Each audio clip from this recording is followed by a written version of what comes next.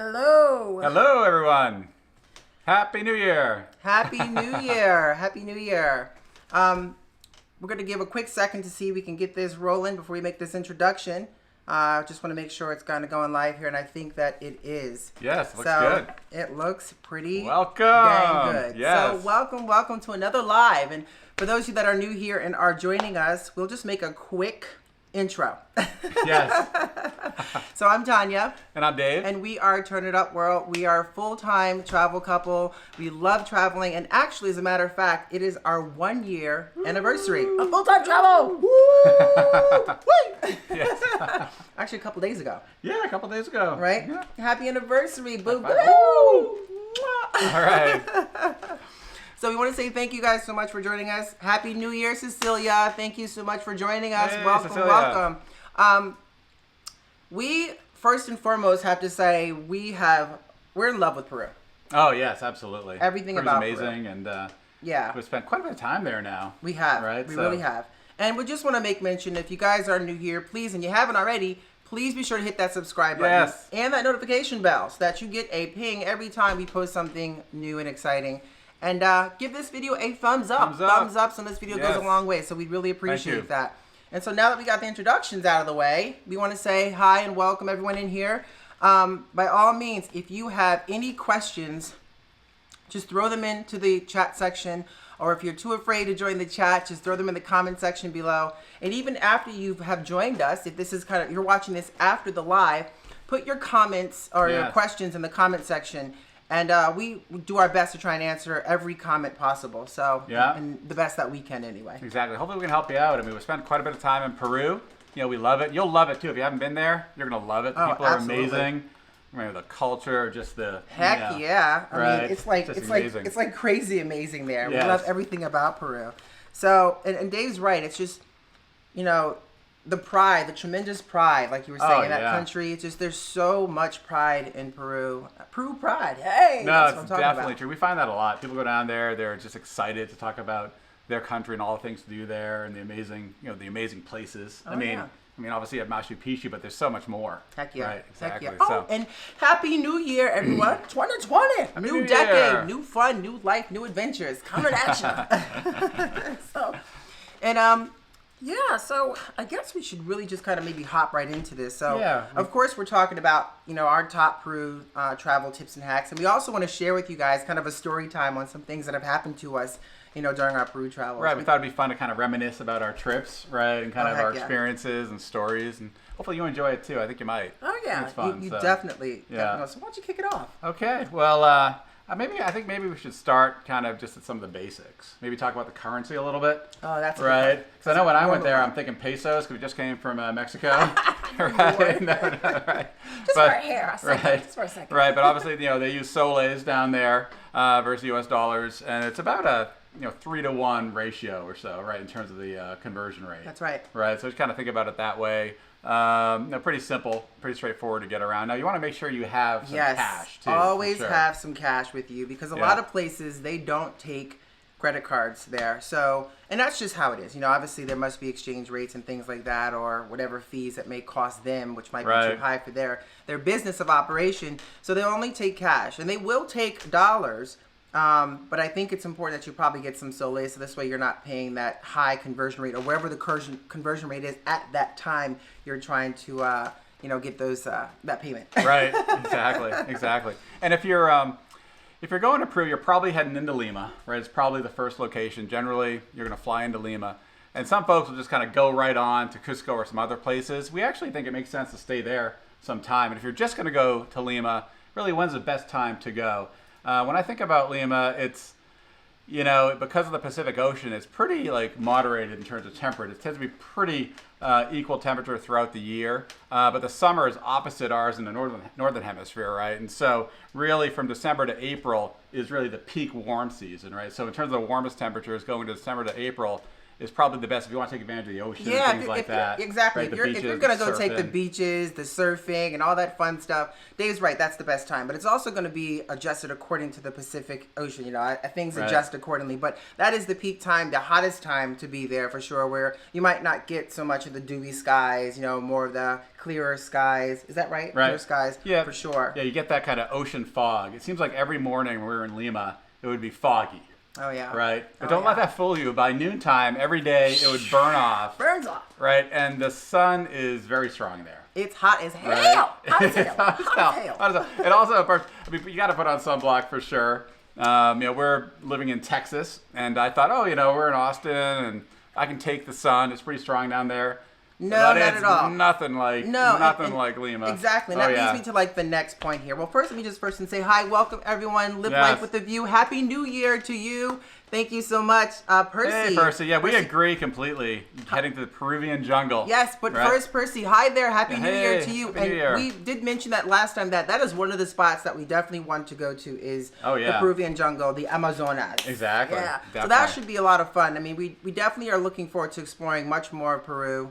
This is 2020, so we're working on a lot of cool things this year. And like I said, this is kind of like, I don't know, an adventure for us, and we just roll with it. We just kind of roll with it, and we have a lot of fun, you know, doing this and sharing this with you guys as well. So everyone in here, Happy New Year. And if you are new and you've joined us, thank you so much for joining us. We really appreciate that. And if you could, definitely give this video a thumbs up, because all that love goes a long way. Yes. Long way, a lot of love. Exactly. Love. But getting back to this, we were kind of talking about sunblock. Now I have a hack for you. There's a very important, you know, hack here that I think you should use if you're going to be traveling anywhere, actually, as a matter of fact, when it comes to sunblock. So, you know, if you're like a minimalist traveler, if you're one that likes to just carry a carry-on, that's what we've become. We've gone from large suitcases to, you know, trying to put as much as we can on a carry-on with compression packs. That we get into all that. Yeah, we would be kind of those classic tourists with the huge packs, you know, rolling the huge check-ons. Humongous. Not anymore. And you're looking at like, whoa, what the heck do they have in those bags? It's like they bring their whole life with them. Well, I probably use maybe half of the things in there, right? So, yes. You have like no time, so you just wear like the same clothes every day. Exactly. But getting back to this hack. So when it comes to sunblock, you know, you can have those 4-ounce containers, and typically we love the sprays because it's so quick and it's less gooey and pasty. But sometimes you don't have a lot of time to transition between that, and it goes to say that's why this hack is in order. So what you want to do is we take a sunblock tube, and I kind of take those 4-ounce containers, you know, the ones that are actually allowed on planes and inside your carry-on, and I squeeze the heck out of it and fill it. So at least we have it. So no matter how gooey you look, you're protected from the sun until you can, when you get to your destination, can either find a spray, that's your preference, find a spray sunblock, or you can buy one, you know, at the resort or whatever have you be, because it's really important. And sometimes when you're getting them at the resort or at the hotel or wherever you're staying, sometimes the prices can be obnoxious. Absolutely. And I gotta say, I don't always follow your advice or my own advice too about the sunblock. Yeah, especially with Lima, you tend to, at least from the U.S., you tend to fly overnight. So you're doing a red eye in. Quite often, you're arriving in the morning, you're tired, but you want to get out, maybe explore a little bit. And our first day there, we went out and explored, and I turned into a little bit of a lobster. Yeah, quite a lot. I was searching for the butter. I was like, "Where's that butter for my lobster?" Because my husband was like, "Lobster." I was like, "Oh, that's a lobster." Exactly. Gotta wear those caps and protect yourself. Yeah, and that's another great thing. Caps are really cool to really have, especially when you're in places like Peru or places that are closer to the equator like that, because the sun is strong. It's strong. For me, it's like a thin top with a long sleeve top. Long pants, you know, thin long pants, very helpful. Just kind of protect the skin. Oh, heck yeah. Yeah. So everyone new here, thank you so much. Welcome. We have Peruvian coffee. Peruvian coffee. Happy New Year. Thanks for joining. We love Peruvian coffee. Yes. That video, we tell you, we went to Barranco. Ooh, Barranco has some delicious Peruvian coffee. The girl, she made some phenomenal coffee. Yes, exactly. And we know exactly how, no more than 4 minutes. It's a negro, right? 4 minutes. Cafe Negro. Cafe Negro. Excellent. Very good. Absolutely. So we got some, Tanaj and Tino. Happy New Year! Nice. Happy New Year, beautiful people. Well, you know what? Happy New Year, beautiful people to you, too, because y'all some cute couple right there. Happy New Year. So yeah, the sunblock is definitely important. And that kind of, you know, leads into the whole luggage and carrying and everything maybe we'll else. Talk about our trip and experience, right? That's probably a good idea. Right, when we arrived in Lima, again, it was an overnight flight.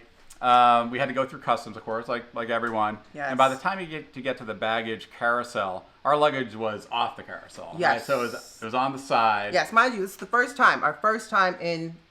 First time in Peru First time in at the Lima. time. First time in Lima. And so we're looking for our luggage. It took us a while to find it. We found it on the side. Yes. And of course, our biggest piece of luggage, which had most of the tiniest stuff, Most of my stuff was of course missing. Was missing. Yeah.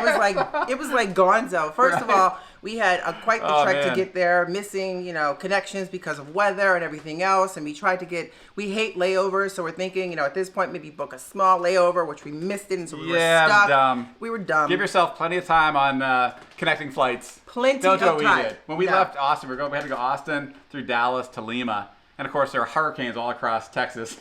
Yeah, we actually flew in one. Yeah, I know. Scared the ish out of me. Yeah, the flight to Austin to Dallas was just crazy. It was really crazy. I actually fainted. I literally fainted on that flight because she did. We waited. All right, let's just step back for 1 second and tell this story. Yes. So we obviously were trying to. It's kind of where our kickoff, where everything. This was like 9 months ago. So it was really, interesting because of the fact that we didn't understand the layover process to this, Peru, first time in Peru. So we booked it for like an hour, thinking, okay, we'll get to Dallas Airport. We have an hour time to move forward and kind of fly to the next one. But in Austin, and that was me. Yeah, I booked it. No, but I'm just saying. But in Austin, there was lightning and all these things, and we didn't realize it was actually tornadoes, like touching Dallas and everywhere else. So it was like the flights were delayed, and we're thinking, okay, they're delayed. We got to the airport. We still have enough time, so it's a quick flight. Yeah. The whole reason they delayed it was because of the lightning. Now, mind you, after an hour, 2 hours, actually 3 hours, I'm not sure how long it was. It was a long time. Yes. They finally boarded us on the plane. We look out the window and there's lightning. Yeah, it was all over the place. All over the place. So I'm saying to myself, what the hell are they doing? Because the whole reason for this delay was because of the lightning. Oh, come on, they're professionals. They're professionals. They know what they're doing. Right? That's what I was counting on. Yeah, right. That's what I was counting on for sure. So it was really interesting because of the fact that we started to ascend into that. And then he made this announcement. And I swear to you, this is what freaked me out. He was like, stewardesses, please remain seated for the entire flight. Right. It's going to be really rough. It's going to be really rough. It's going to be really rough. So I was like, oh my God, are you kidding me? And it was. And it was. From the moment we took off to the moment we landed. And I think that we were in the back, too, so it was even worse. It was like riding on a bucking horse, in my opinion. Right. So you live and learn from those experiences for sure. So now we give ourselves enough time. But this is getting back to the bag story. So now, fast forward, we're in the Lima airport. We finally get through customs. And then, of course... By the way, this is after we basically were stuck in Dallas for a night. Yeah, we were stuck in Dallas for a night at the Dallas airport. Missed a day. Stayed at a really, I don't know... Holiday Inn, bed buggy. Spot. It was okay. Okay. And, we end up getting to Lima finally. Of course, you have to go through customs, but there was a ginormous line this time. And, of course, we're so used to seeing things on the conveyor belts. When you come out, our bags weren't there. I'm freaking out. Of course, we get told. My bags were there. My bags were all set. Yeah, but I'm talking about on the conveyor belt. Oh, no. On the conveyor belt. I'm on the conveyor belt. Yes, we'll get to that part in a minute. Yeah, that's true. So we go over to where they told us the bags are going to be. And, of course, the small bags, his bag was there. My bag, the big bag with all the good stuff in it, the fresh and clean undies and all that great stuff, missing. Oh, yeah. Missing. Which leads me to the next tip and next hack here. So make sure if you're going to pack, and you have to pack a suitcase, you're not trying to be a minimalist packer, kind of like we are now at this point, through our experience, I would definitely say pack whatever you need to pack that's the most important to you, extra underwear, extra socks, extra this, in your carry-on, in case your bags get lost. Because that's, all seriousness, Absolutely. It was not fun. No, it was not fun at all. They're trying to be helpful, but boy, it's frustrating, right? When you're missing all your clothes. You have no idea. You have no idea. But anyway, so once we get the bags that have arrived, you kind of come out of the airport, and everyone wants to help you. Everyone's going to come up, rides here, rides there, just like any airport, really. They're ready to help. Ma'am, taxi? Taxi. Where are you going? You want taxi? Yes. Where you go, taxi? Taxi? Exactly. It was like all over the place. And we recommend to take an Uber. Absolutely Uber. Yes. We have not found any bad experiences with that. Yeah, we tend to love Uber internationally. It really kind of helps you, keeps the cost down. You don't have to worry about the taxis, driving all over the place. I mean, one thing in Lima and really across Peru, I believe, they don't really have meters. There's no meters in the taxis, and so you need to negotiate the price up front with the taxi driver before getting in. Absolutely, So make sure you do that. And I have a hack for you in regards to that when you're calling an Uber. Now, let's just jump into the Uber story. So, when you're getting out of the Lima airport, you may book an Uber.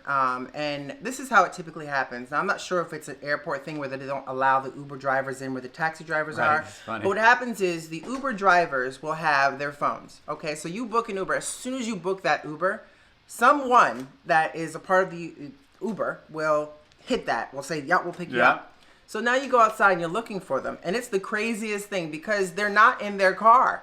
They're walking to find you. So when we're looking at like our Uber saying, where the hell is this guy? Because it's like the car looks like it's on the sidewalk. It's already run over about 4 people. Yeah, you feel like they're driving down the sidewalk because you see the Uber coming towards you. I'm like, wait a second, that car is already smacked into like 4 people. Is that? That's how it's like. It's kind of crazy.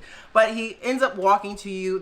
We'll announce your name so that you know that that's your driver, and then they will escort you to the car, and then you get in and you start the journey from there. Now, Tráfico is horrendous. Oh, crazy. It's horrendous. The traffic is really, really bad in Lima in particular. Now, one thing, you will hear a symphony of horns.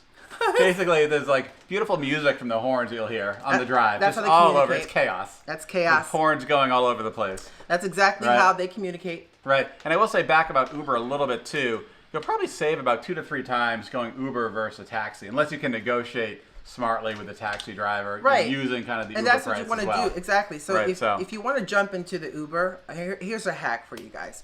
You want to jump into the taxi cab and you're not sure what the prices are. My suggestion would be if there's a car waiting for you, you pull up your Uber app, you put the destination in, it will show the price, and then show that to the taxi cab driver and say, if you charge me this price, we'll go. If not, I'm going to wait for the Uber. Up to you. And I'm sure they want the money. I mean, it's like, that's... Oh, yeah. So they'll take it. I have a feeling they'd probably take it. I think they would take that. So I would say that's a really good hack to do. It's like, you show the price right there, Uber. They know Uber's out there. Right. So they know... Exactly, they know you'll take it if they don't match it, right? So, not a bad idea. Not a bad idea at all. Yeah, exactly. Let's see his Jordan. Right. With that... Oh! Hey, yeah. Cecilia said you... Happy New Year, Jim! Yes. Happy New Year! You gotta tease it out a little more. Tease it out. Oh, man. Live life with a view. Thank you, Cecilia. Appreciate that. So Live Life with a View actually lost their luggage for the entire trip. Oh, man. Wait, so what did it say? When we went to Egypt, our luggage was lost for the entire week we were there. We got our luggage on our return back to the States. We found them in the airport. Perfect timing. Perfect timing. timing. Everything's clean. No washing. Everything. That's good, right? It's not good for you? Are you happy? Yeah, it's no fun. No fun. But Dave's right. At least you have clean clothes. Yeah, they'll probably give you a $50 coupon or something to buy some clothes. Not even. They'll give you like $25 and a toothbrush. Yeah, we got like a plastic mug or we got something. some soap, some floss, a toothbrush, and a water mug. Yeah, enjoy the night in the airport. Yeah. Here you go. We don't give any more than that. And that also depends on the airline you flew. So that's every airline's different. You might get better perks on certain airlines, but not the one we flew. Right. No perk is for you. Right. So Lima. So what to do in Lima? Right. We have a ton of suggestions there. We also have some videos coming out on that as well. Right. Tomorrow. Yes, we do. We actually have a video coming out tomorrow on some top things to do in Lima. So we won't go into detail tonight so that you guys can watch that video tomorrow. Yeah, right. But stay tuned for that. We put together a really fun video that's going to be coming out tomorrow. And if you're watching this after this live, there's a fun video that you should watch that's already out. But obviously, you got to hit the historic center for sure. Miraflores, Barranco, amazing places. Definitely check those out. But maybe kind of getting back to our initial trip, because we were delayed for that whole day, we immediately went on an excursion we had planned. Right, we lost that first day, and we went out to Huacachina, which was amazing. If you have enough time when you're staying in Lima, we definitely recommend going on an excursion. And Huacachina is a place that is it's so memorable, so different from what you'd experience. You feel like a little bit of Mad Max going on in terms of riding the dune buggies. Heck yeah. Really, really cool. Let me try this and see if this actually works. I'm going to show you something. Let's see if it pops up here. Hold on. Bam! Oh, there you go. Is that working? Look at that. I hope you guys might be able to see that. So we actually, if you can see it, if it's popping up on there, we actually had one of the most incredible times in Huacachina Ica, which is almost like their desert oasis.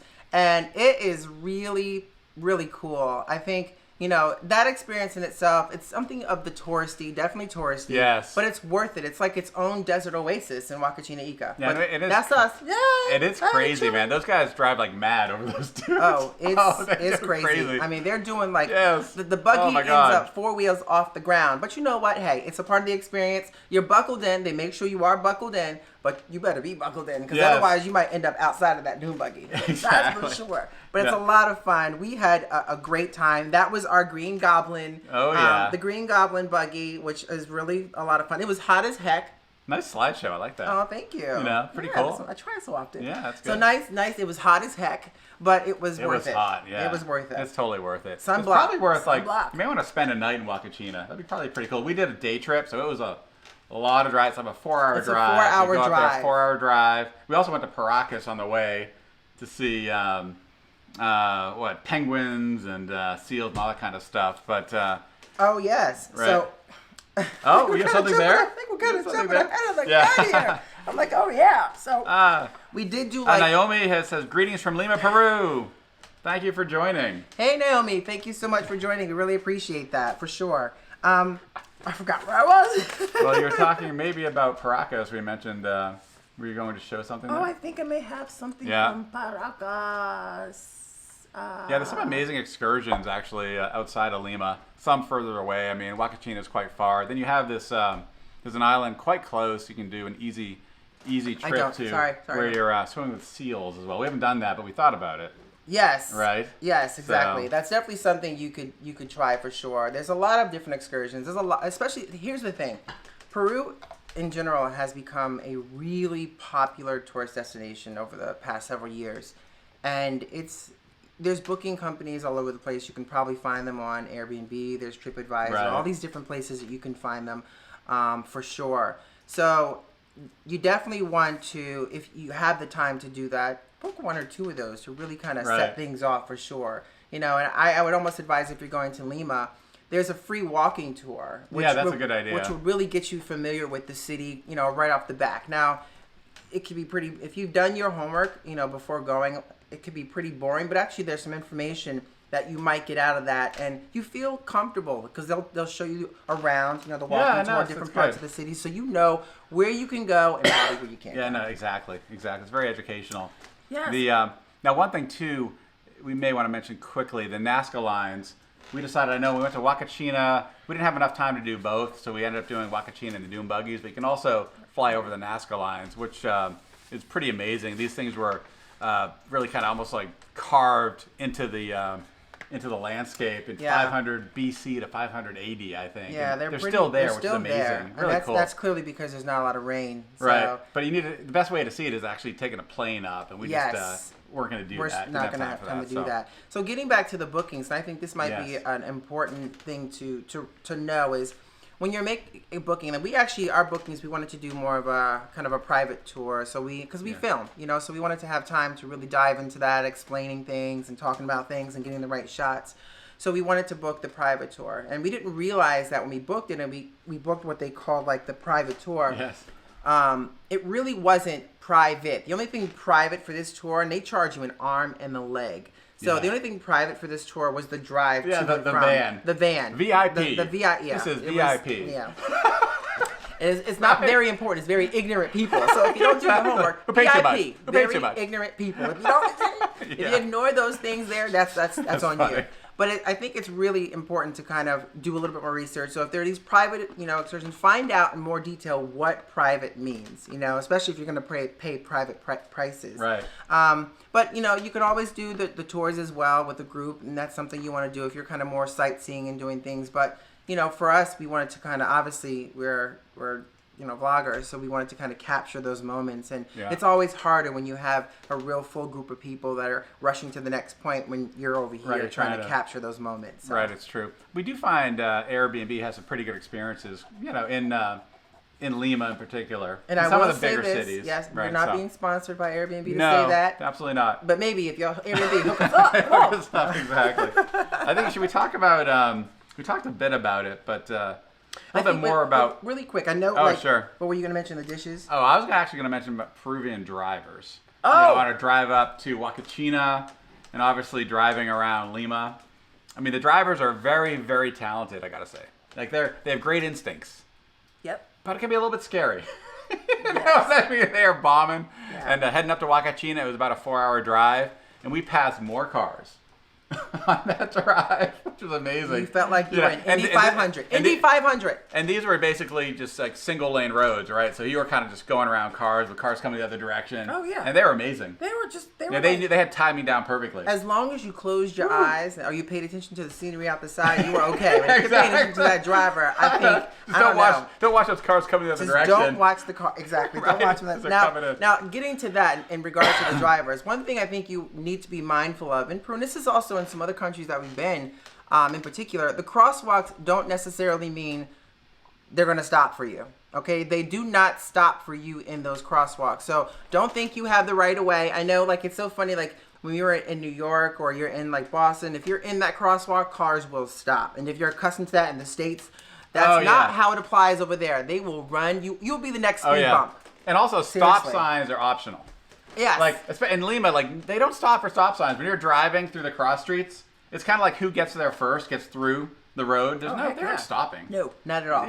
Not at all. They're not stopping. It's whoever's first. First come, first serve. Right. So if you get to the intersection first, you're good to go. If you do not, you have to wait. That's just, and they know. I mean, it's just like they just have been driving there for years. And that which leads me to the next point. If you can avoid it, don't drive in Peru. There's enough Ubers to go around. It's the like Dave was saying earlier.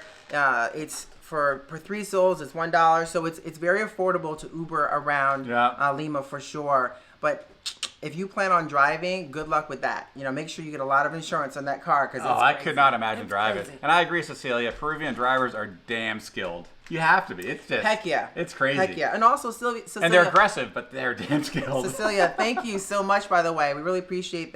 We do love Peru. I know you mentioned it earlier up there that we love Peru, and we do. We absolutely love it. I mean, it was kind of one of our hot destinations for our kickoff year in full-time travel, and we just love it. So we definitely looking forward to going back and exploring more. So thank you for all. Thank you also for all your information and comments and things you do. We do notice and recognize that. So thank you. Thank you. So should we talk about Peruvians and their sweet drinks? Yes, absolutely. So Pat Andrews says Happy New Year. Yeah. Happy New Year, Thanks, Pat. Yeah. Got Noah says Happy New Year. Happy New Year. Yes. We should definitely kick into the tasty drinks. That's for sure. Oh yeah. What Pisco Sour? That's my favorite. One of your favorite drinks. That's my favorite. Yeah. Pisco Sour is my favorite. I mean, I probably sound like a lush in half the videos we've done with Peru because I'm always having a Pisco Sour in my hand. It's amazing. I am a big fan of Pisco Sour, and just this last recent trip, we actually got to see how they made it in one of the restaurants we went into in Barranco, and it was really it was impressive. You know, it's basically the lime and the egg white and how they kind of blend it together. It sits on top, and the bitters and of course the pisco, absolutely delicious. One of my favorite drinks for sure. And we also definitely have to have one. Right. We also went to a winery, right outside Ica. Right after went to Wakachina, and they kind of gave us a whole tour of the winery, and they said they had 3 types of wine, basically sweet, sweeter, and sweetest. You know, so their dry wine, you know, it's going to be sweet. Yeah. So if you're going to have Peruvian wine, expect the wine to be sweet. It's good, but it's definitely, you have to have that sweeter kind of flavor that you like. I tend to like more of a non-sweet, drier wine, but, you know, it's good stuff still. Oh, yeah. They love, I mean, the wines. They love the Inca Cola, which obviously is a really popular beverage over in Peru. And it's really sweet. It's like that yellow soda. It's like bubble gum. Cola. It's like bubble gum. It smells like bubble gum. It tastes like bubble gum. We had that as well. We tried it when we had the lomo saltado. Exactly. A little like mellow yellow, a little sweeter mellow yellow. Mellow yellow. Mellow yellow. That's a great one. That's a great one for good sure. Stuff. Absolutely. All right, so I think we should talk a little bit about, one thing about Lima, and I think you need to be kind of aware of it, is really the safety, right? And is Lima safe? And kind of based on our experience, we can kind of talk about that a little bit. Obviously, you know, every city has its issues, and Lima certainly has areas that we have not been in, right, that are, you know, kind of almost these shanty towns that they have in Lima. Right, and this could be anywhere, but we're obviously talking in particular Lima, and Dave's right, like, is Lima safe? I think with anything, as long as you do your homework, and especially as a tourist, you don't want to go into neighborhoods or things like you don't know with cameras, flashy cameras, gears, jewelry, whatever have you be, to kind of say, here I am, come get me. Yeah, you know what I mean? exactly. So they do have those. And I think one of the things we noticed was on our way to Miraflores, which is probably the most popular destination that anyone visiting Peru, that's like the hub of where the tourists stay.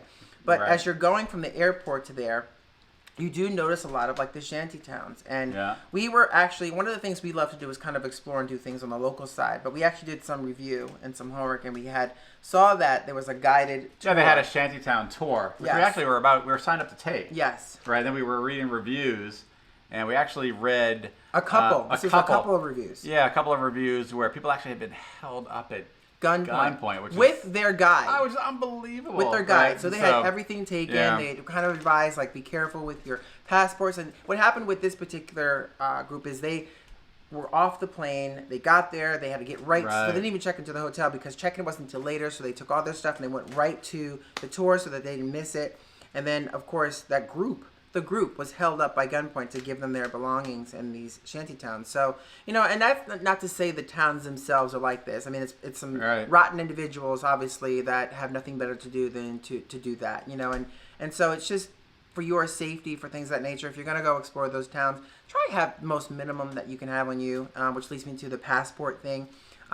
If you can, leave your passport in your hotel room in the safe and have a copy of it. Bring a copy of your passport instead of the actual passport, because most places that we've been to in Lima, none of them ask for ID anyway, for drinks and things like that. So as long as you have that passport, that we actually have copies of ours that we take with us versus carrying our actual passports if we don't have to, for sure. Right. No, it's true.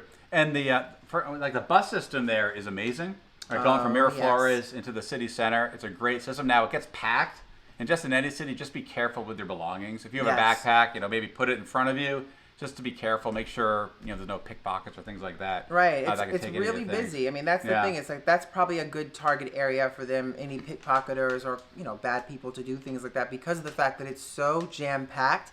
Hands are everywhere. I mean, hands on your booty, hands on your back, hands on your neck. So it's kind of like they're everywhere because you're so jam-packed. It's like sardines in a can. That's how it is. So it's a great opportunity for, loser pickpocketers or people like that to do those criminal things. So just be smart and aware. Anything that you have that's really important to you should be in your bag, zipped up and in front of you, so that you can actually keep an eye on your belongings. And I will say this: we spent a long time, quite a time in Lima, and we had no issues. None. No issues at all. Now we spent most of our time in Miraflores and Barranco, in the city center. Right, and these are tourist areas. Main areas, right? And exactly. Even down some side streets and main areas, things like that. But one thing I will say is, and I guess it'll lead us to the next one, is the Plaza de Armas at night when it comes to safety. Sure. Plaza de Armas is a wonderful, wonderful area. I mean, and it's absolutely beautiful at night too. Gorgeous at night. The way they position the lights and things, it's just absolutely stunning.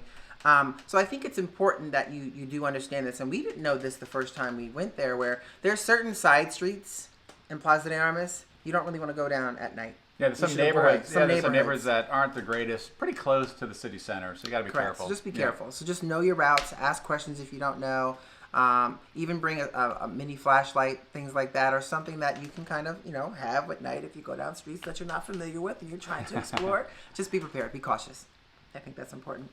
So Lima is a very big city. Cecilia says Lima is a very big city, more than 11 million people. There are obviously some areas and hotspots, better avoid them. There's so many great places to see. We 100% agree. Yeah. I mean, I think you're absolutely right about that. And that was kind of our feeling too. There's just so much to see, so much to do. Obviously, we love to kind of not just dive into like the touristy side of things. We love diving into more of the locals and kind of that experience. But if you're not too familiar with that, or situations are from reviews, just be very cautious. And if you're still going to kind of pursue those towns, don't go bringing a big camera. Don't go wearing all kinds of, gaudy jewelry, things like that. Just be the bare minimum and go and enjoy it. Right. Yeah, for sure. So should we talk a bit about our next venture? When we left Lima, we actually flew into Cusco, which is kind of the classic spot to go for many tourists heading to Machu Picchu, obviously. Oh, yeah. And Cusco was amazing, right? Yes. And maybe talk a little bit about, just flying in to Cusco, one of the prettiest airports you'll find. Oh my gosh. Okay, right? Absolutely. Jump in. Let me tell this story. Okay, so it is really, really pretty, but let me tell you about the flight to Cusco, okay, because there's only one way in. And it's between some big ass mountains like this. I mean, there's really big mountains. So you're in a nice sized plane, Yeah. you know, and the turn that you have to make, it feels like you're literally on a roller coaster. If you know what a roller coaster goes, when they kind of hit that turn, it's like this, kind of just like that. You kept on turning. It right? kept turning. It kept turning. Yeah. It kept turning. I was pooping in my pants. But it was, I gotta say, we had beautiful weather too, but it was so gorgeous Oh my out there. gosh. The mountain scenery is amazing. I mean, it's just an amazing flight in. I mean, get a window seat, in my opinion. Yeah. Look outside. No. Yeah. You'll be fine. And just, you come in there, just so beautiful. Put it this way. It's so beautiful. Put it this way. You know, there's like rows like this.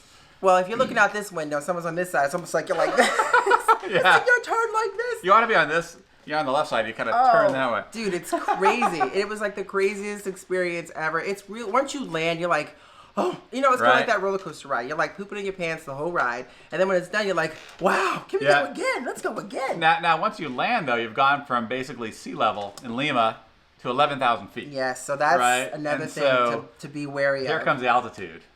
Right, and so maybe you definitely feel the altitude very quickly. Unless you're used to high altitude, you're gonna feel it, and we certainly felt it.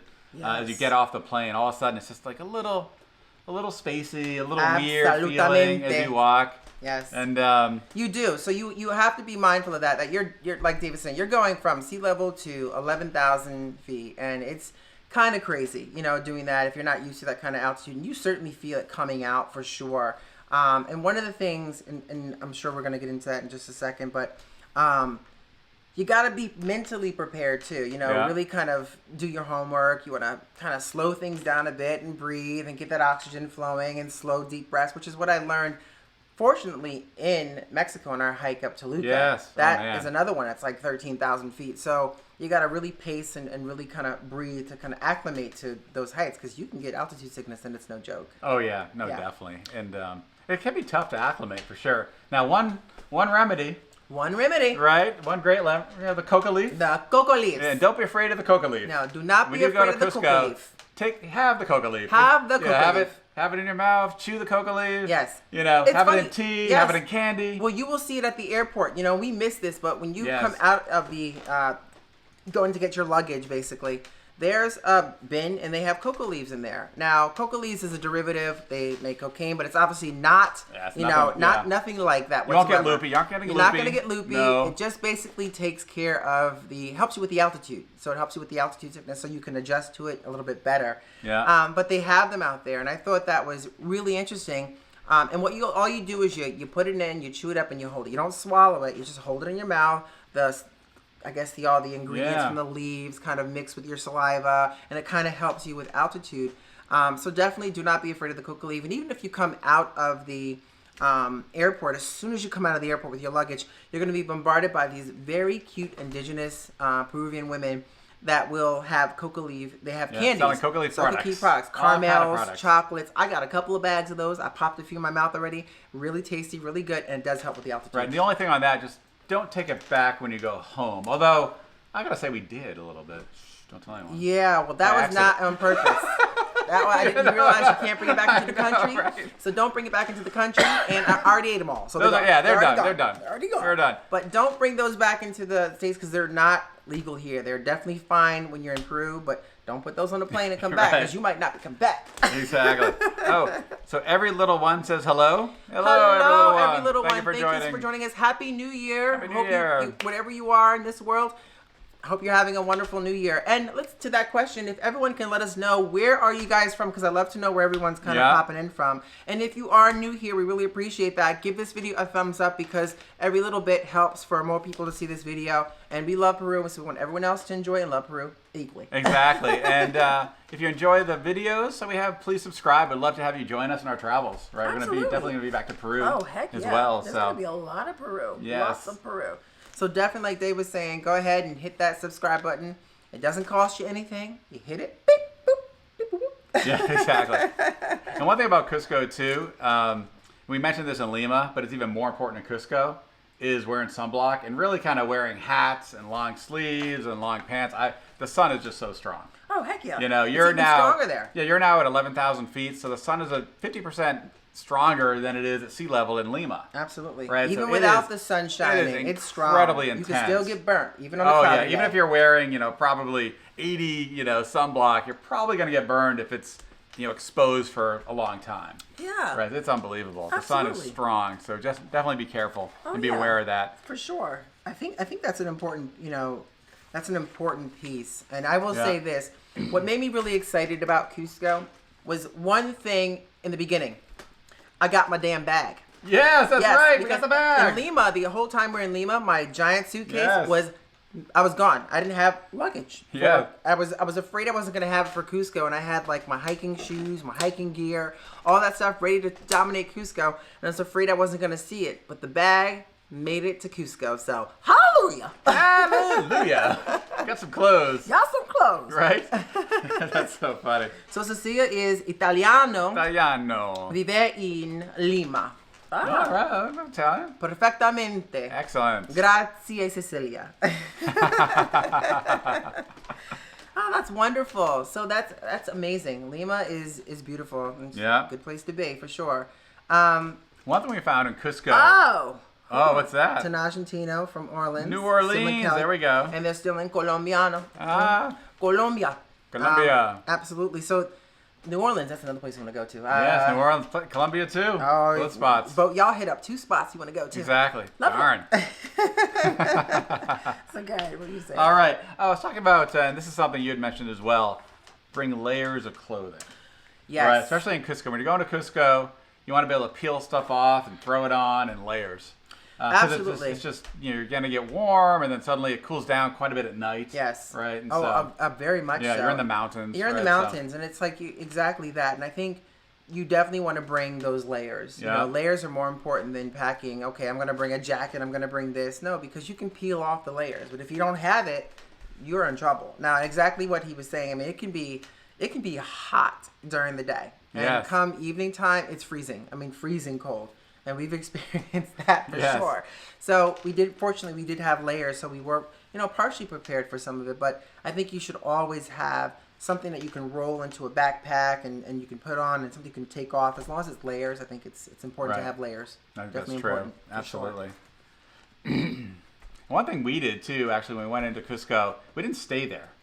Because of the altitude, we thought, hey, let's go from 11,000 down to 8,000 feet down into Sacred Valley. Yeah. Which actually I think makes a lot of sense, and people should probably think about that. Absolutely. If you're coming from sea level, think about flying into Cusco and then going down to, we went to actually Urubamba, which has some amazing hotels. Yes. And a lot of great things to do down there. You can kind of acclimate at 8,000 feet and then go back up to Cusco, and if you're going to try to do a Sacred Valley hike or something like You that. should always, first of all, if you're not experienced to high altitude, right, you should always descend and get yourself acclimated. And if you go down to the Sacred Valley area, from Cusco down to the Sacred Valley, like Dave was saying, Urubamba, Ollantaytambo, it's 8,000. So Makes a difference. It's Makes you're a still difference, gonna yeah. feel it. You're still gonna feel it, but I think it helps your body to the oxygen, the blood kind of to flow through your body It does. a little bit better. It helps, definitely. And because I know some people really struggle in Cusco, and for us, we didn't really have that as much because we went right down to Urubamba and then back up later, several days later, back into Cusco. And again, the hotels, Rio Sagrado, Belmont Rio Sagrado is a great hotel. Yeah. They have The Tambo de Inca is another one very that's fancy, really very fancy. spot. Yeah. And we mentioned this in our last video. Those are two of the very popular. They're very expensive also, Yeah. hotels, but they really do have great amenity in those. The food is wonderful. We stayed at the Belmont Rio Sagrado because that just felt more of our flow. It was kind of rustic, Yeah, you could hear the river Oh going God, by, the which is river really cool. just The Urubamba flowing. River. Oh, it was amazing. Yeah. It was really, really, really cool to experience. We didn't have a loaded time there. It was just kind of one night. Right. But it was one night in heaven. Exactly. And there's some fun things to do down there, too. You can kind of go for some day hikes. You can do horseback riding, things like that. Some really cool stuff. Absolutely. Although I'm not sure Absolutely. I'd go horseback riding again. Well, Not in the Sacred Valley. The type of horse they have in Peru, I had no idea, but I ended up getting an allergic reaction. Yeah. Which was a little crazy. yeah, and that leads me to the next thing. Like, it's always important, I think, one thing I will tell you is if you're afraid you're running out of money, Cusco has ATMs. There are ATMs even in Sacred Valley. We had found a couple ATMs where we were Yeah. in need of some money because David actually had a very bad allergic reaction Yeah. to one of the horses, which those type of horses, I guess because of their hair, Yeah, really kind of caused long-haired horses. longer or something. haired Yeah. or something that caused like a really bad reaction where it was Everything closing his swelled throat up. and swelling up. So we were fortunate enough to be close enough to a clinic to be able to get to the clinic. So that might not be a bad idea, that wherever you're going, if you're hiking or different things, maybe to know your surroundings. We were fortunate enough to have one right there. But mind you, if we were in a different situation, who knows? It's just really important to have Right. that. So definitely know your surroundings, where you are. If you need to find like a clinic, if you're going to be doing a hike, a crazy hike, you want to prepare yourself for that hike. And definitely don't worry about the ATMs, because there were ATMs everywhere. And I think it's because of tourism being so popular now.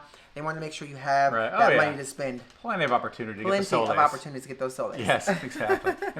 And you want to have those soles when you go to some of those local markets, right? There's some amazing markets. Oh, heck yeah. Especially when we kind of came into Cusco.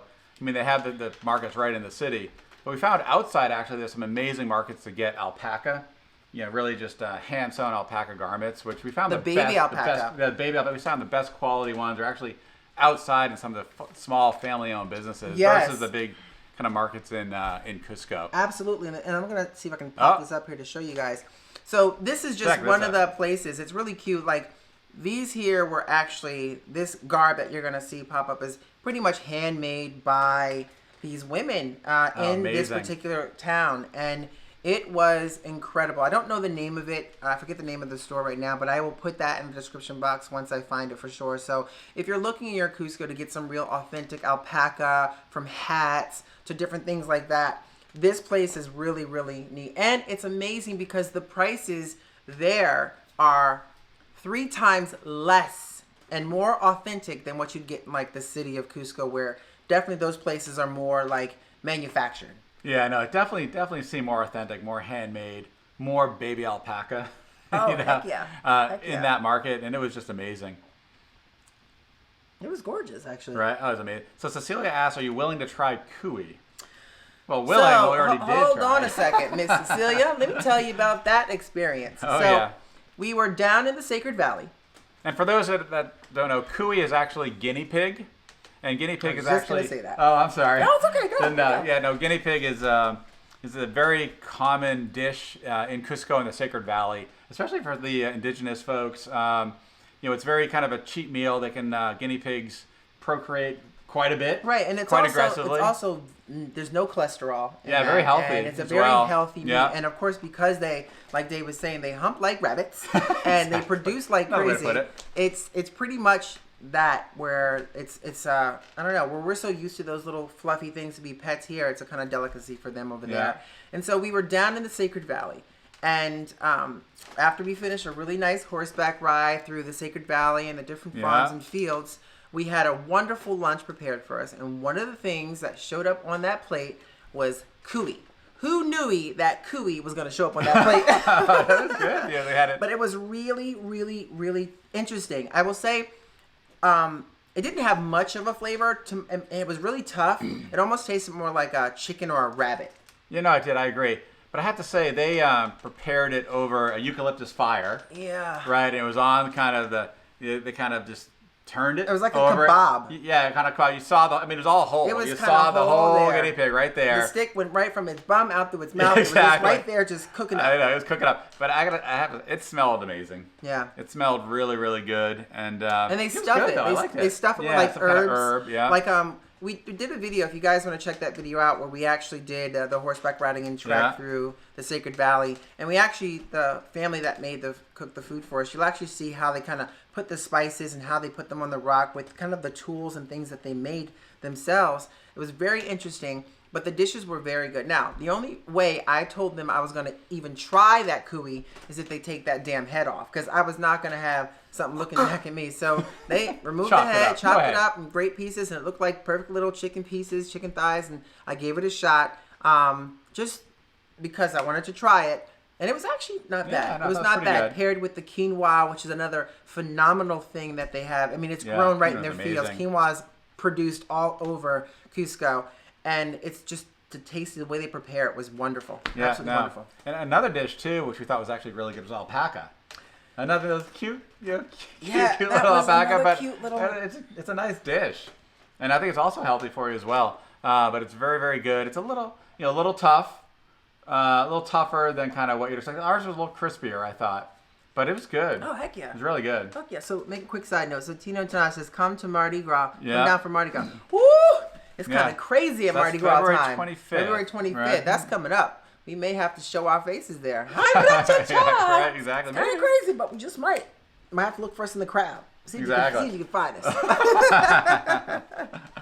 Oh, it's so funny. But yeah, you're right. Alpaca was an interesting, it was tough. It was a tough texture, but when you put like the sauce in it, the green sauce in really good, it actually made it very tasty. And that leads me to the next thing is what they're big into is the trout. Yes, and the trout was love that. Delicious. Yeah. Absolutely delicious how they prepared it, the right spices. I'm a big fan of that. It was delicious. I actually couldn't have that because I had just recovered. I had my cortisone shot. Yeah, I had his piece. Yeah. So they said, you can't have that. You might react to it. So that was a bummer. Yeah, for you. Exactly, for me. I had his piece. Exactly. It was a bummer, but it was actually very tasty in terms of trout, the way they prepared it, and the spices that they have over there. It's just... Yeah, amazing. Very good. Very good. Now, one thing, when we went back up to Cusco, one thing about Cusco, you'll notice, too, there's... everyone's kind of selling something there as you walk through the streets, especially the main square. Oh, heck yeah. Right, and you have a lot of the indigenous folks that are there. They might be...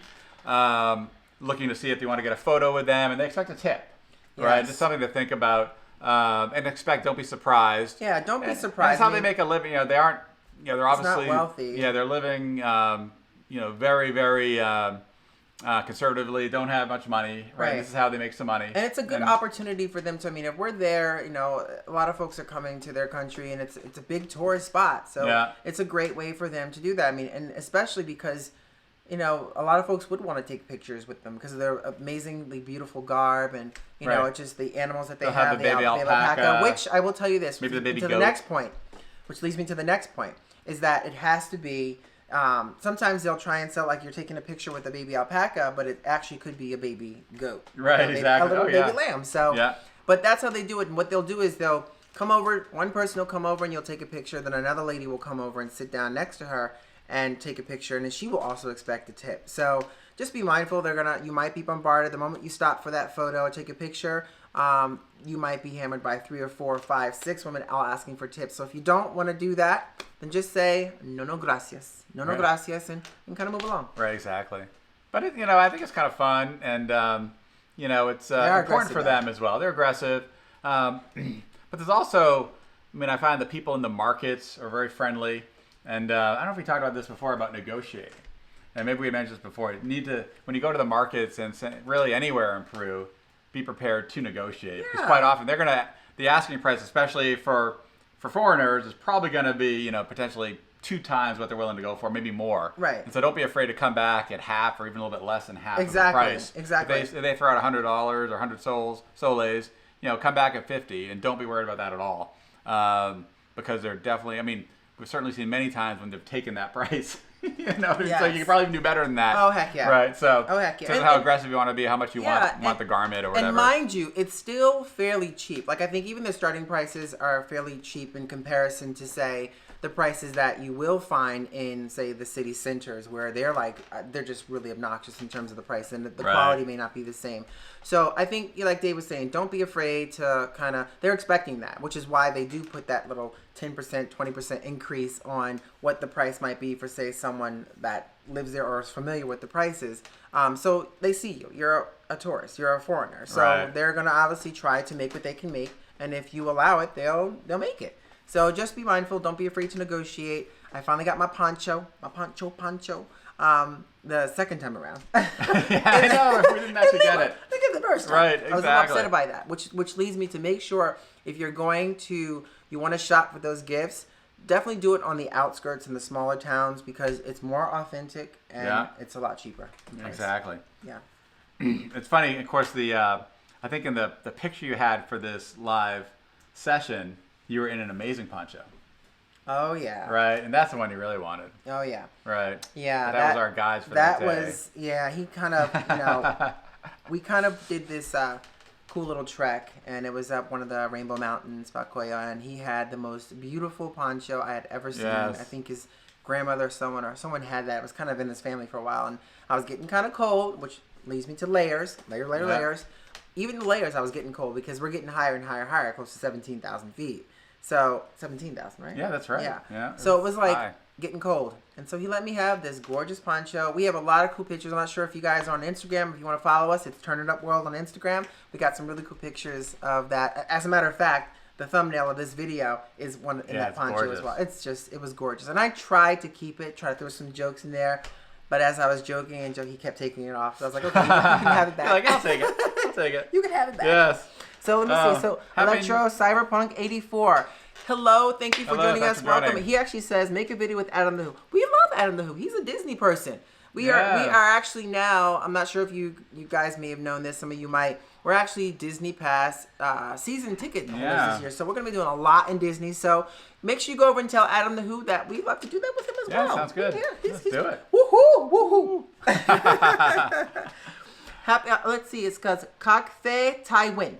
Yes. If I pronounce that right, let me know. It's Happy New Year. Cafe Taiwan. Taiwan. Happy New Year to you too. Thank you so much. And if you are new in here and haven't already, give this video a thumbs up because we really appreciate that. The more thumbs up we get, the more people see this. And if you haven't, give this a subscribe to our channel and hit that notification bell. And thank you. And let us know if you're new to joining us where you guys are from because we'd love to see exactly where everyone is from. Man, that's exciting. Right. I know where everyone's coming from. Yeah. So should we go back to Cusco a little bit? There's a great market there, San Pedro Market in Cusco, which is amazing. And actually, you did a little bit of selling when you were in the market. I did. Right? So it was interesting because in the San Pedro Market, it's a wonderful market that's full of all kinds of shops, from food to garments and clothing to jewelry to snacks. Everything you can name of is in this market. It's a very popular market in Cusco.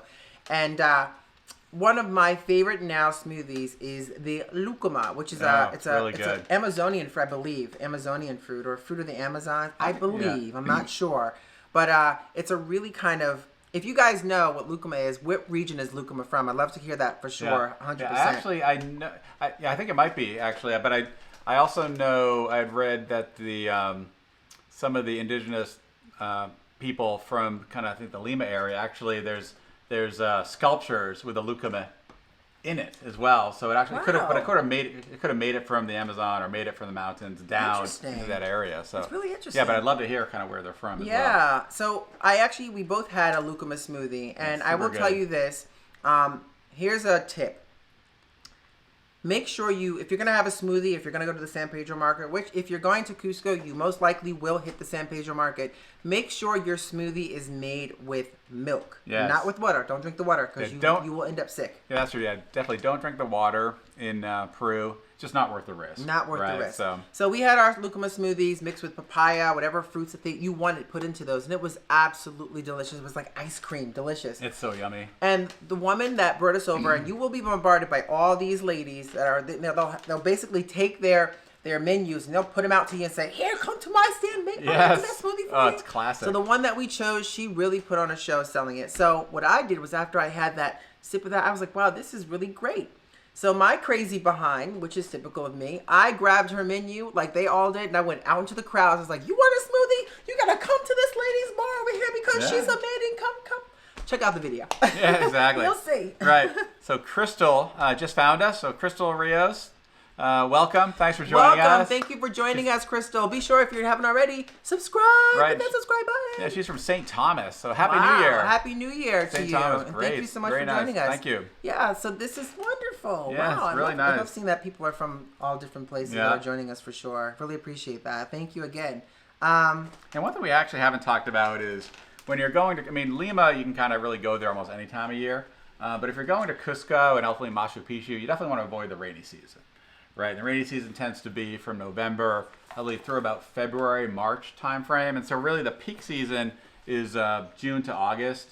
But you can go in kind of April, May, and September, October as well if you want to kind of avoid the whole masses of crowds. But you're going to get crowds really anytime. Yeah. You come into Cusco and, of course, go to Machu Picchu.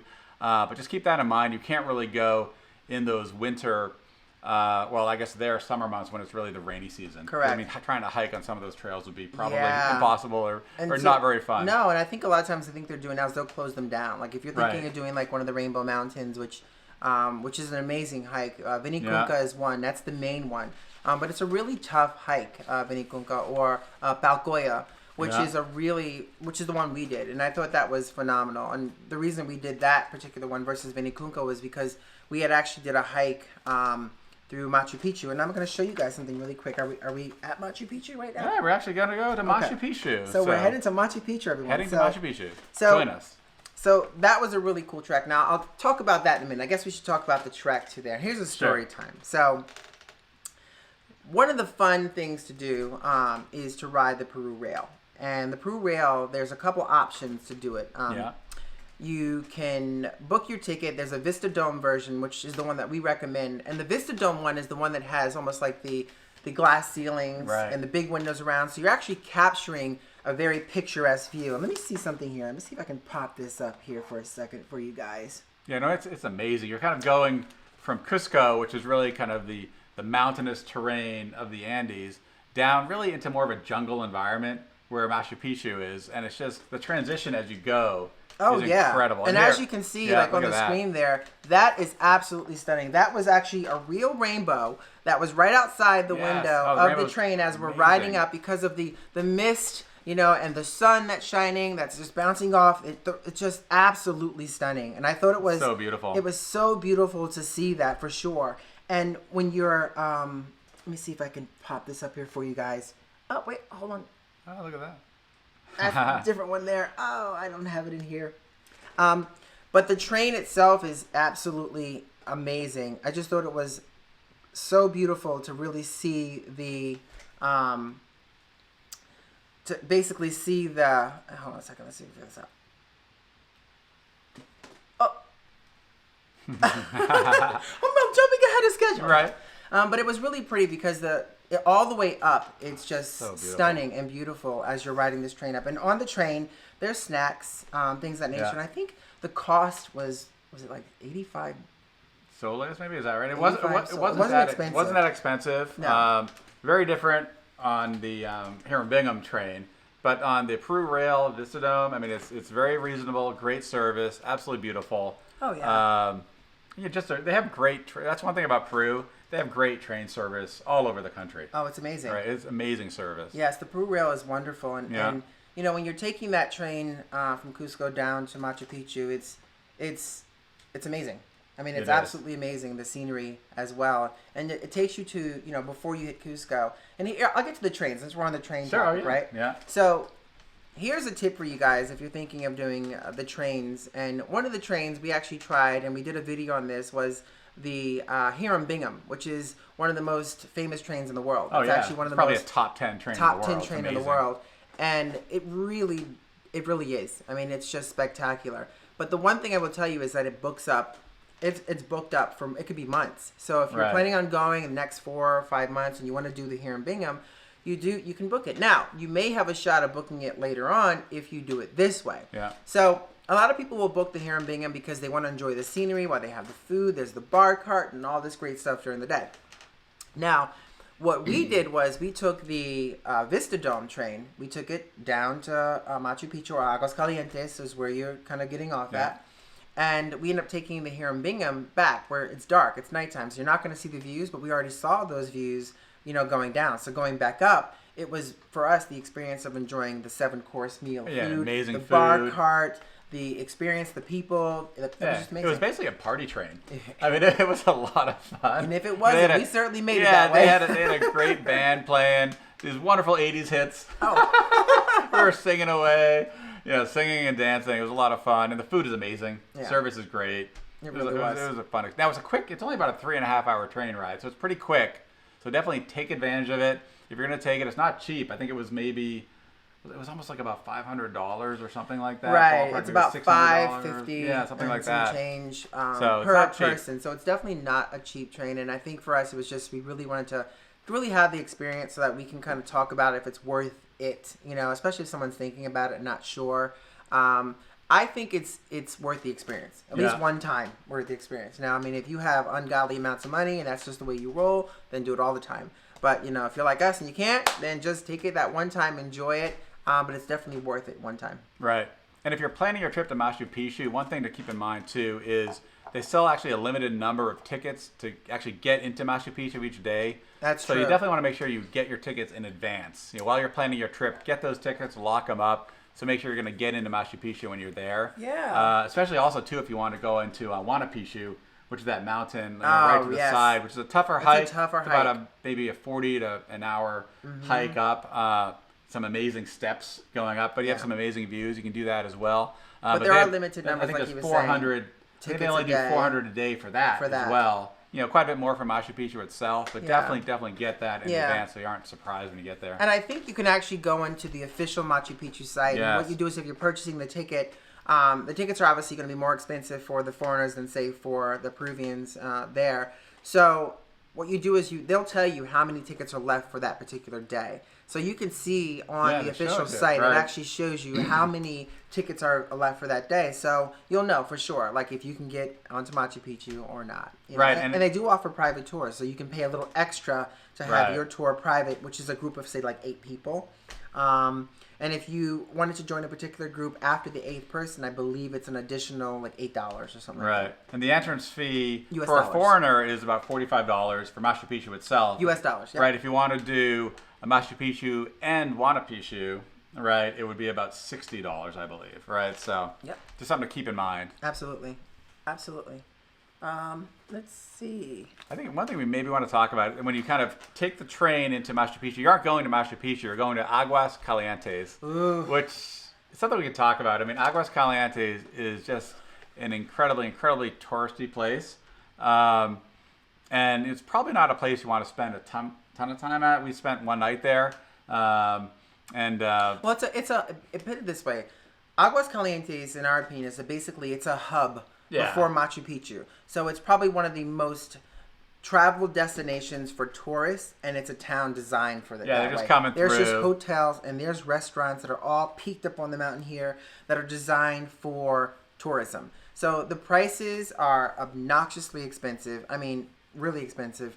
And the food is not that great. I will just tell you that right up front. Like, we had one that had good reviews for Aguas Calientes, but it was not that great. Yeah, I know. The food and the restaurant. Don't expect good value, right? You won't get it. So just do Know the best that you going can. in. Do the best you can. Yeah. Right. So anyway, but I think, did we talk about the bus ride up? You can, from Aguas Calientes, you can actually leave early in the morning on a hike up. But the hike is, unless you're a pretty good hiker, it's a pretty good hike up to Machu Picchu. We decided to take the bus up, and this is another one, a very kind of Peruvian experience where those bus drivers, they're basically like race car drivers. They went so fast up that mountain. Now, it's an absolutely gorgeous drive. You're just driving up, steep back and forth, kind of winding back and forth up the steep mountain to Machu Picchu with amazing views. But they drive really fast, and it's funny. At one point, our bus driver caught the bus in front of us, and it's a narrow dirt road. So I thought, okay, great. He's gonna slow down now and stay behind this bus. But that wasn't the case. He immediately passed the bus. He just started passing the buses. He wasn't going to slow down. He was on a mission. He was going to go fast. He was going to go by buses. Oh yeah. So it was crazy. It was and crazy. Apparently, what we heard too is a lot of these bus drivers, a lot of these folks, they're not paid by the hour. They're not on an hourly, pay schedule. Their pay is determined on how many people they can get up and down that mountain. So that scared the ish out of me, knowing that later on. Now, I'm not sure if that's 100% true, but from what we've heard, that is the case, which may be partially true. Explains why our bus driver was driving so damn fast on an edgeless cliff. And it was like... He's driving for money. I mean, it was crazy. They were like, if that's the case, they drop you off, they get up there, but they must do that trail 100 times a day. And it was pretty phenomenal to see that. I was scared out of my mind going up, which is why I put him in the window seat going down. But it was really impressive. Very impressive. Yeah, no, it's good. And and one thing, when you get up to Machu Picchu, you're gonna get crowds. Expect the crowds. If you want to try to avoid the crowds, get there super early. Yeah, right. Certainly by 6 to 7 in the morning, you want to be at that gate, getting through there. Or potentially later in the day when a lot of the crowds start to leave, you can go up later as well. But really super early or a little bit later if you want to try to avoid that. But just expect it. There's also places you can go to avoid the crowds a little bit. We recommend highly going to the Sun Gate, which is a nice little hike up from Machu Picchu. Yes. And, absolutely the classic views of Machu Picchu from the Sun Gate looking down. And it's not quite as crowded as really some of the main areas within Machu Picchu itself. So definitely check that out. It's worth making the hike up and just enjoying it. We kind of went up there, had a little picnic up at the Sun Gate, and enjoyed the views. It was a really nice time. Yeah, let's see if I can actually pull up Trying to that pull up view. pull up a view from the Sun Gate. Yeah, so I'm gonna pop up a look at picture that. on you guys, which is kind of, yep, we got our hiking boots on there, and this is kind of where we were having lunch, and it was absolutely phenomenal us having lunch here at the Sun Gate, which is a little bit of a hike up. You're kind of going up a little bit from Machu Picchu up these around the mountains, and you're gonna notice a whole bunch of variations of orchids, which is absolutely stunning. If you're into flowers, you're gonna love this. There's like a variation of orchids that are all along the walls up there. And when you get to the top, this is where you are. It's very picturesque, so you can take a lot of amazing photos. Here we are, we're having lunch right here at the Sun Gate, looking at Huayna Picchu, Little Mountain, and all these other mountains looking down at Machu Picchu, which I thought was absolutely phenomenal. It was it was a lot of fun. It's definitely worth it. Obviously it's a big tourist attraction. A lot of tourists are going to be there. But it's worth it. I mean, it's just it's definitely one of the wonders of the world. Absolutely. It's incredible. So totally worth going to. I think you should definitely check that out. Yes. Now, once you do, Machu Picchu and you kind of experience that, there's a lot of things you can do outside of Machu Picchu and trails, a lot of Inca trails. People like to do the trails to Machu Picchu. They'll do the hike through that. But there's a lot of Inca trails, that are spread throughout. And you can do any one of those. It might be easier for your level. I know, it's funny. Before we went to Peru, I kind of thought, okay, the Inca Trail, there's an Inca Trail that goes to Machu Picchu. I thought there was like one trail. But there's probably thousands of Inca trails. And we went on one, which was just an amazing hike through the Sacred Valley. We didn't bump into any other tourists the whole hike. There were no tourists, just amazing scenery. Yes, and this was in Huachucusco. Yeah, it was and so it was good. such a beautiful trek through. Yes. I mean, it was all day, up and down, steps, beautiful waterfalls, kind of embedded in the mountains. We have a really cool shots with the drone we took up when we were there having lunch. So definitely should check that video out. And here, I'll show you guys something if I can pull it up. Ta-da! Yeah, there we go. So this is actually, we End of made the day. it. This is like the end of the day. We actually made it, woohoo, to our destination where we were kind of heading here. We're going to basically an indigenous family. We're staying with an indigenous family for the evening, and we could see their house in the horizon. We made it, or actually close enough. We still had about a partial way to go. Some really steep incline. It was actually further than we realized. We thought we were pretty much done. We had a little bit further to go. We so did. And we were celebrating. I was super excited. I was actually winded. I mean, it was tough because you're getting higher and higher. I felt you're high up to begin with, and it was kind of my head was starting to hurt. No matter how many coca leaves I chewed, it was kind of crazy. I think but we were this a bit was dehydrated. like, hallelujah. Yeah. We got our hats. You see, the hats are important to have, and there for sure. Look at Dave. He's like, hallelujah. Exactly. Hallelujah.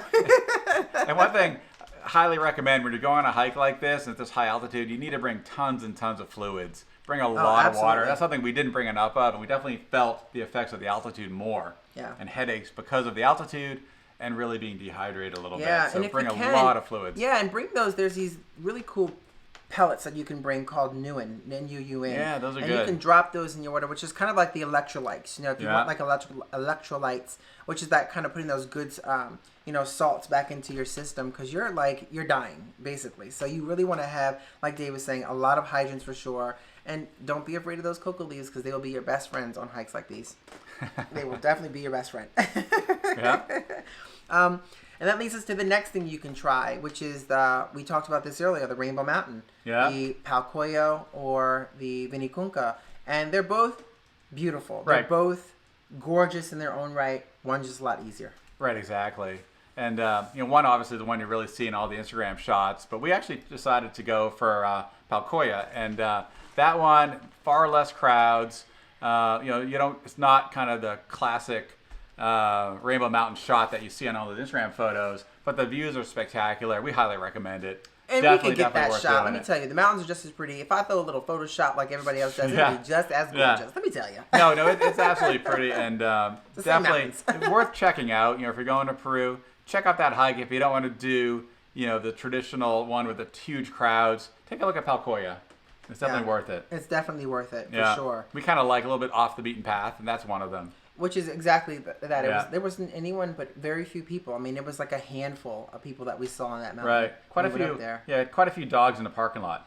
Oh. But more dogs than people. Speaking of... Remember the dogs? Speaking of dogs here, let me just show you guys this really quick.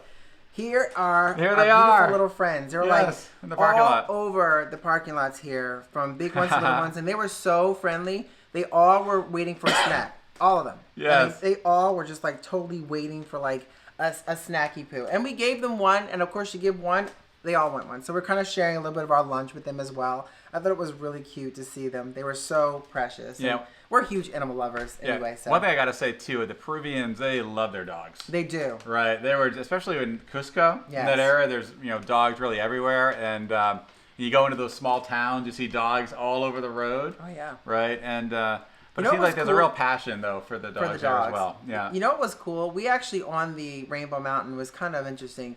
We actually had the shaman ritual of a good life.